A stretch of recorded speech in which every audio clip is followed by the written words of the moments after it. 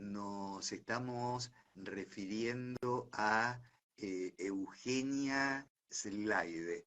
Eugenia, bienvenida, ¿cómo estás? Buenas Ah, tardes. ahora sí, acá estoy. Viste, con unos temitas Instagram que a veces Sí, pone las imágenes y no, pero siempre después cuando se reproducen los programas sale todo. Es para crear un poco de expectativa.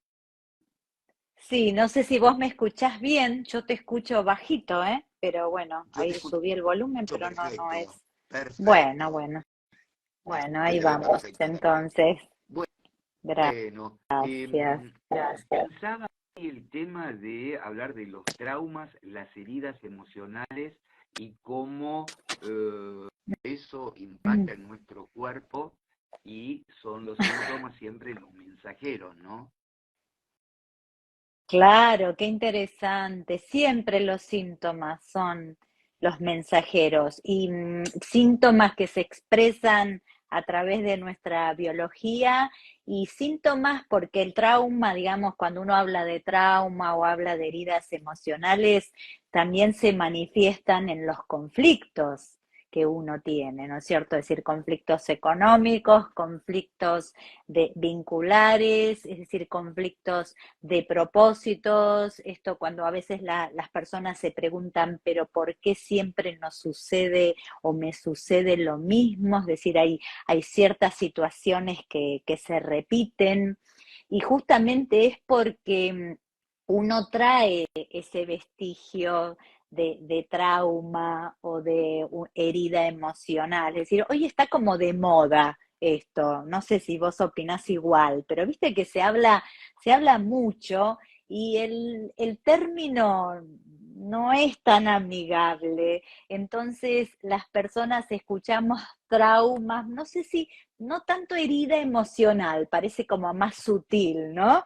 Pero la palabra o el término trauma es como el monstruo, ¿viste? Como que hay un cuco, como que hay algo ahí que esconder, que tapar o que es patrimonio de unos y no de otros. Y en verdad, todos los seres humanos tenemos o cargamos, traemos en nuestro equipaje, en nuestras mochilas, alguna cuota de trauma. Porque trauma, a ver, definámoslo.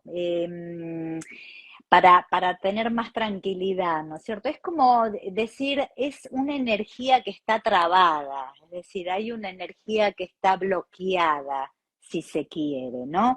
¿Y qué significa que está bloqueada? Es decir, en algún momento de nuestras vidas, de nuestras experiencias, generalmente en la infancia, ¿sí?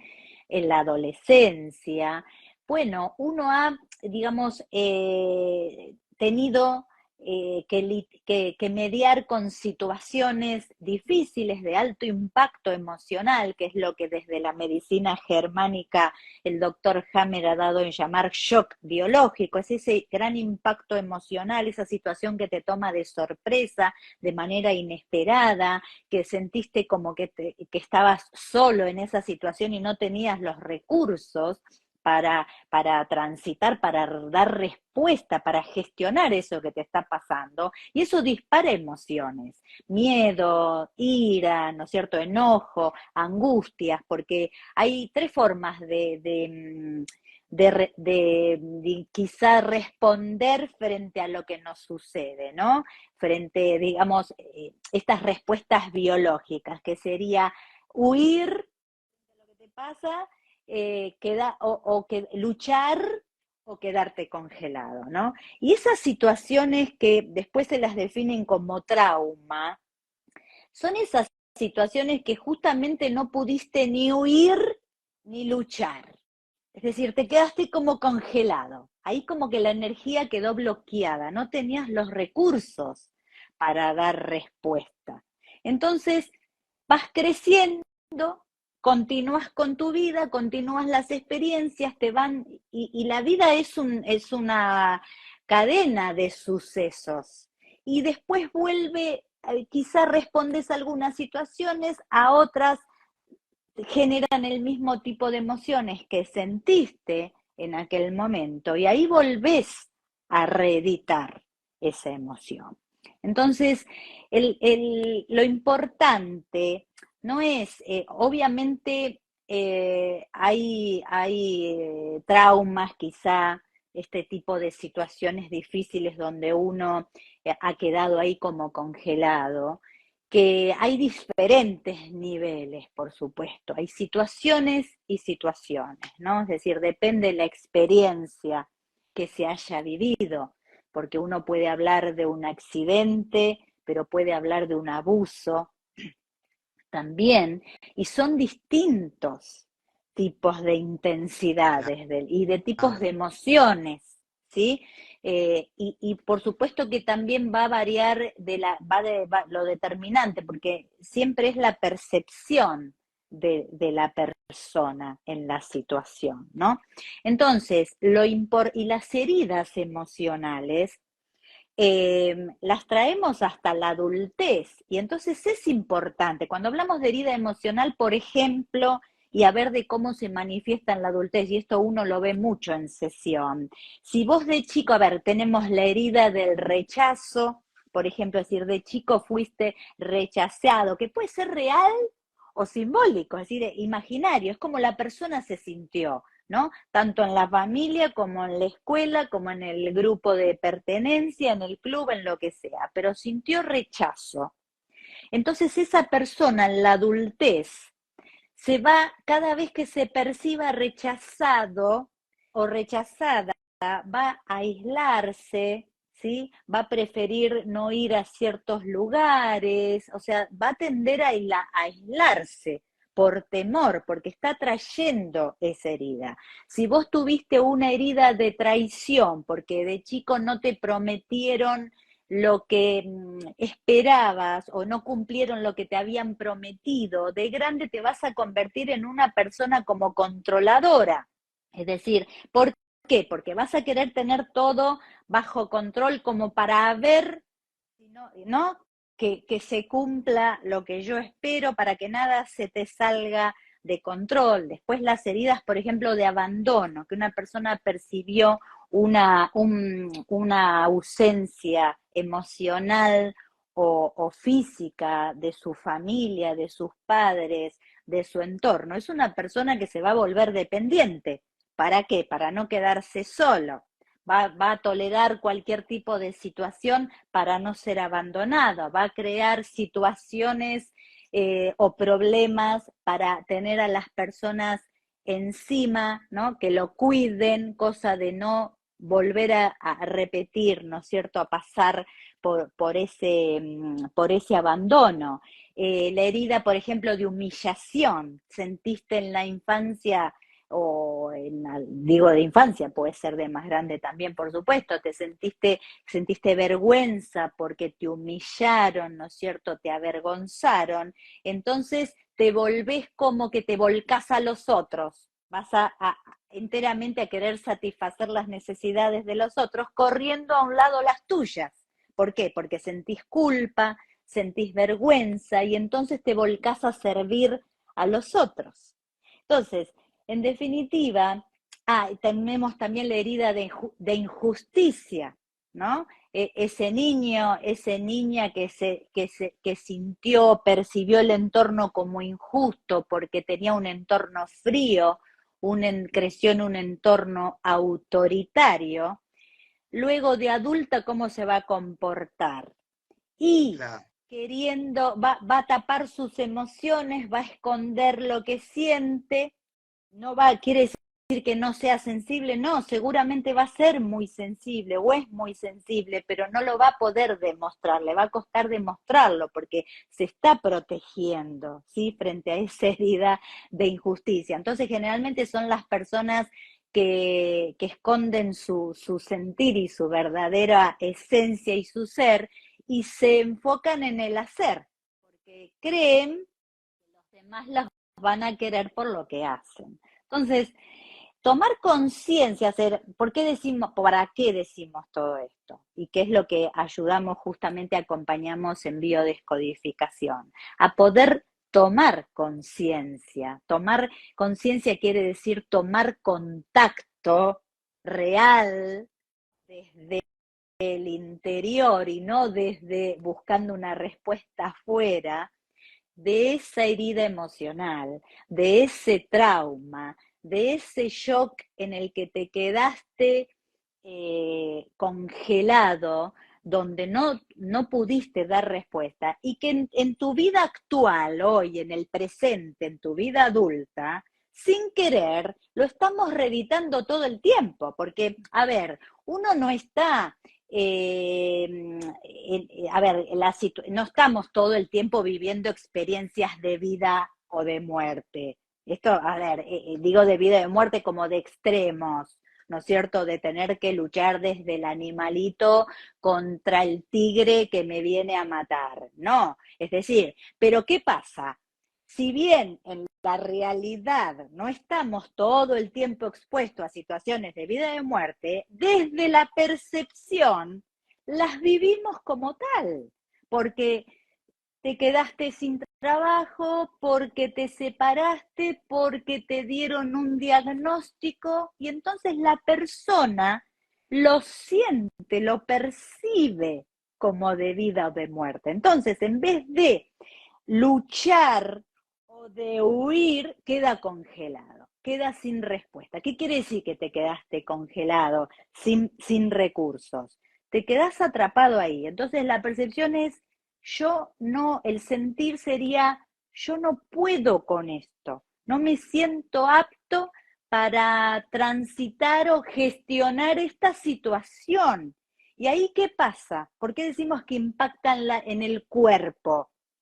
Porque lo primero que aparece es la desvalorización, que es la capa inmediata, que tiene que ver con lo que la medicina germánica llama el mesodermo nuevo, todo lo que está vinculado con el aparato óseo, con los músculos, los huesos, los tendones, los cartílagos, es decir, es lo inmediato, es en donde primero impacta un shock, ¿sí? Es decir, y tiene que ver con el conflicto de desvalorización, o sea, no soy apto en esta situación, no tengo los recursos, es decir, no soy suficiente, es esto, ¿viste? Es decir, no sentirte apto, no sentirte suficiente, entonces te empezás a desvalorizar.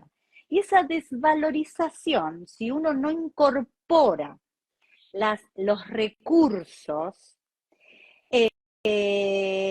se empieza a profundizar.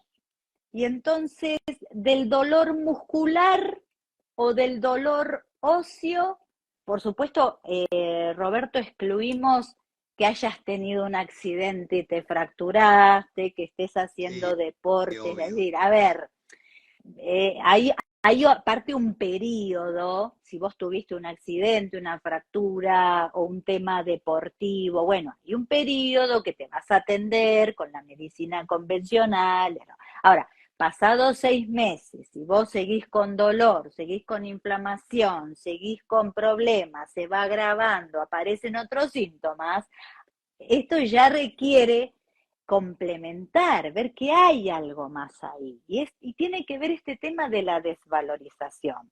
Y en la vida cotidiana, en la vida diaria, es muy importante tomar conciencia de eso, porque estamos todo el tiempo expuestos a situaciones, a las exigencias no solo de nuestro entorno inmediato, es decir, familiar, vincular, laboral, social, o sea, la sociedad. Entonces hay que poner mucho el foco en los niños, en los adolescentes sobre todo, ¿no es cierto?, que están formando su personalidad, que están todo el tiempo hoy en día expuestos a las redes sociales, y entonces entran las comparaciones, entran este tema de decir, si no hago tal cosa, si no soy de tal manera, ¿no es cierto?, no voy a pertenecer, ¿sí?